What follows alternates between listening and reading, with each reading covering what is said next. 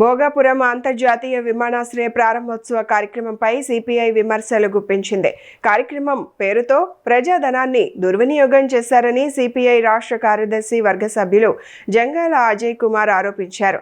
గుంటూరులో నిర్వహించిన విలేకరుల సమావేశంలో ఆయన మాట్లాడుతూ భోగాపురం ఎయిర్పోర్ట్ ప్రారంభోత్సవం సందర్భంగా సుమారు 30 కోట్ల ప్రజాధనం ఖర్చు చేశారని విమర్శించారు.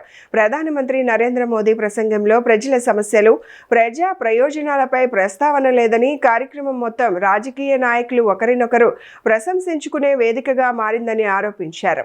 నిన్న భోగాపురం విమానాశ్రయం శంకుస్థాపన చేయడం లేదా ప్రారంభించడం ఇలాంటివన్నీ కూడా హంగామా, హంగు, ఆర్పాటం అంతా చేశారు. 30 కోట్లు ఖర్చు పెట్టి దీన్ని చేశారు.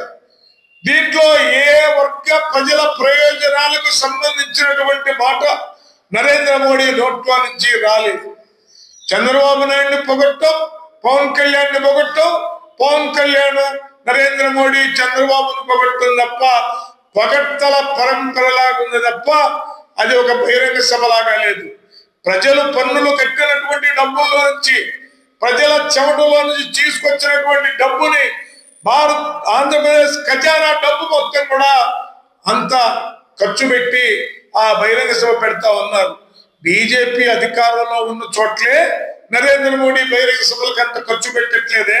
చంద్రబాబు నాయుడు వంగొంగి దండాలు పెట్టుకుంటూ అతి వినయం దూర్కలక్షణం అనే పద్ధతుల్లో వ్యవహరిస్తా ఉన్నాడు. దీన్ని సిపిఐగా ఖండిస్తా ఉన్నాం.